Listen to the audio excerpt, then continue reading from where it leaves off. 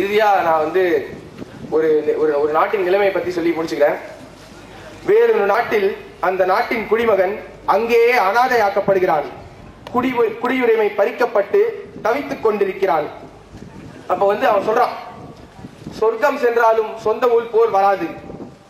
கண் பிறந்த தேசம் இங்கே, கண் மூடும் தேசம் எங்கோ என்று குமுறுகிறான். அவன் தலையில் கொஞ்சம், நெஞ்சில் கொஞ்சம் நெஞ்சில் அதைவிட அதிகமான பாரத்தை சுமந்து கொண்டு இந்த நாட்டை விட்டு வெளியேறுகிறேன் என்று கூறுகிறான். அப்படியா விட்டால் நமது பாரத தாய் நம்மை இல்லை, நமக்கு எல்லா சுதந்திரத்தையும் கொடுத்து அனுபவிக்க சொல்லி இருக்கிறார். அப்படி இருக்கும் பொழுது நாம் அதை சரியாக பயன்படுத்துகிறோமா என்று கேட்டால் இல்லை. இன்னும் நிறைய இப்படி சொல்லிட்டே போலாம். என்னடா இவன் வெறும் தப்பா மட்டுமே கண்டுபிடிச்சு அதையே சொல்லிட்டு இருக்கான்னு பாக்குறீங்களா? இப்பெரு அவையில் நான் இதை கூற வேண்டும் என்று எண்ணினேன். எப்படி இருக்கக்கூடாது என்பதை கூற வேண்டும் என்று எண்ணினேன். இவ்வளவு நான் பேசவில்லை, நான் குமுறுகிறேன். அவளுக்கு நாம் செய்த தீங்குகளையும் பிறர் செய்ய நான் வேடிக்கை பார்த்த தீங்குகளையும் பற்றி குமுறுகிறேன். நானும் இப்படி நிறைய ஸ்பீச் கேட்டிருக்கேங்க. ஆனா அப்பெல்லாம் என்ன நம்ம தோணும், எங்கேயாவது ஒரு இந்திய கொடி விழப்போகுது, அதை நாம போய் தாங்கி பிடிக்கணும், அந்த மாதிரி ஒரு ஃபீலிங் வரும்.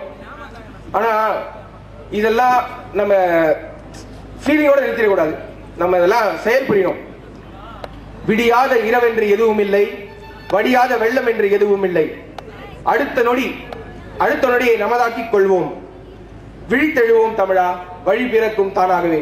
மலரோடு மலரிங்கு மகிழ்ந்தாடும் போது மனதோடு மனமிங்கு பகை கொள்வதேனோ, மதமென்னும் மதமோயட்டும் தேசம் மலர் மீது துயில் கொள்ளட்டும். மலரோடு மலரிங்கு மகிழ்ந்தாடும் போது மனதோடு மனமிங்கு பகை கொள்வதேனோ, மதமென்னும் மதமோயட்டும் தேசம் மலர் மீது துயில் கொள்ளட்டும். வழிகின்ற கண்ணீரில் இனமில்லையே, உதிரத்தின் நிறம் இங்கு வேறில்லையே. வழிகின்ற கண்ணீரில் இனமில்லையே, உதிரத்தின் நிறம் இங்கு வேறில்லையே. காற்றுக்கு திசையில்லை, தேசம் இல்லை, மனதோடு மனம் சேரட்டும். மலரோடு மலரிங்கு மகிழ்ந்தாடும் போது மனதோடு மனமிங்கு பகை கொள்வதேனோ, மதமென்னும் மதமோயட்டும் தேசம் மலர் மீது துயில் கொள்ளட்டும். துளியெல்லாம் ஒன்றாகி கடலாகட்டும், கடலோடு கடல் சேரட்டும்.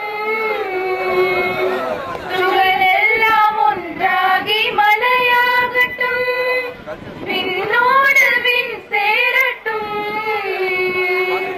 விடியாத இரவொன்றும் வானில் இல்லை, ஒளியோடு ஒளி சேரட்டும்.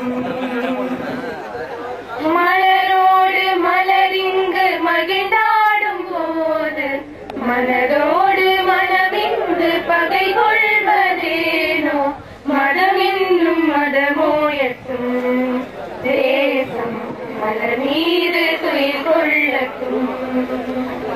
அப்படின்றதான் ஃபர்ஸ்ட் நான் கூட சொல்லலாம்னு நினைக்கிறேன். அதாவது பாரதியார் கவிதைகள் ஒன்று சொல்லியிருப்பாரு, தமிழினி நல்ல தியாகம் என்று ஒரு பேதையை வைத்தான். இப்போ நம்ம கூடியவங்க எத்தனை பேர் நேம்ல தமிழ் மொழி இருக்கு, கண்டிப்பா ஒரு 80% நேம்ல தமிழே இருக்காது. அப்போ பாரதி சொன்னான், அதுல பாரதி முட்டாளா இல்ல அந்த மேல்நாட்டு கவிஞன் பேதை முட்டாளா? ஏன்னா தமிழினி நல்ல தியாகம் அவன் தான் சொன்னான்.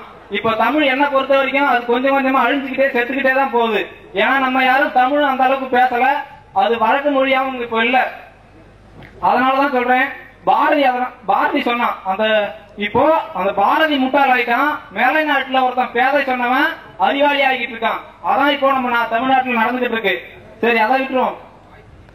குடியரசு, நம்ம உலகத்திலே ஃபர்ஸ்ட் குடியரசு ஆன நாடு பிரான்ஸ். பாரிஸ்ல ஆச்சு, 1871 மார்ச் 18. அதுக்கு காரணம் யாருன்னு பாத்தீங்கன்னா கார்ல் மார்க்ஸ், புரட்சியாளர், கம்யூனிஸ்ட்.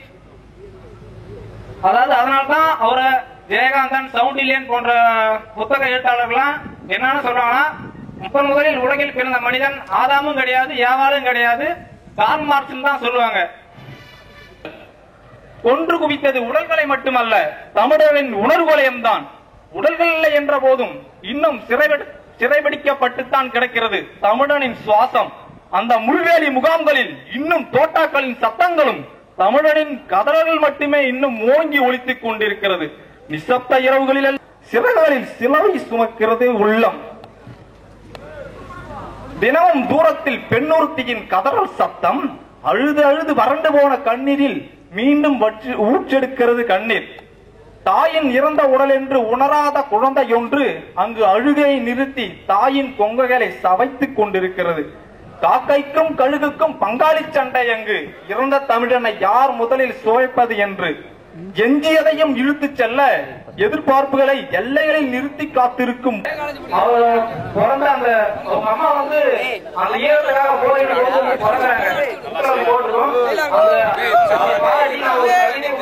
அந்த பிரபாகரனை பத்தி அந்த கவியை வாசி தலைப்பு வந்து, இதோ ஒரு போராளி உதித்து விட்டான், வெடிகுண்டுகள் சூழ்ந்து மரடாகி போன தேசத்தில் மரத்தமிழச்சி ஒருத்தியின் தாய்மை பறைசாற்றப்பட்டது என்று அக்கினி குண்டங்கள் மழையாய் பொழிந்து அம்மக்கள் மாண்டு மடியும் யுத்த காலத்தில் ரத்தம் சிந்த இதோ ஒரு போராளி உதித்து விட்டான்.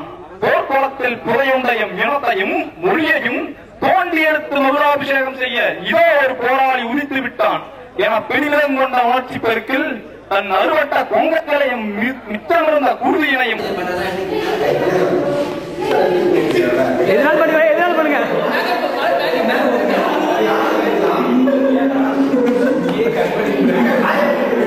கவர் ஆகும்ல அப்படி நீங்க ரவுடி மாதிரி நிக்கடா.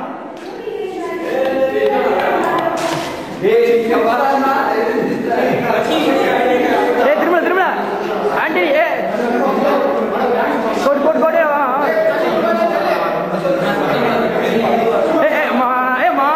ஆடு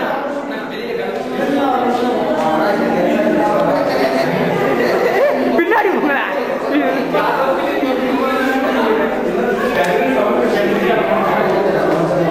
பிரபாகரன் ஒரு வணக்கம் கொடுங்க. உன் மூவகம் என் முகம் பூசி என் மூச்சை உன் பேச்சாக்கி முனைகிறேன். உன் முகவரியை மீட்டுத் தந்து அதை என் கவிதையின் முதல்வரையாக்கிட்ட. Thanks.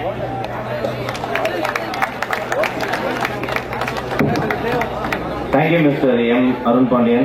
Now let me welcome Mr. A.O. Selvamani from Department of Tripoli to sing a song. Good morning.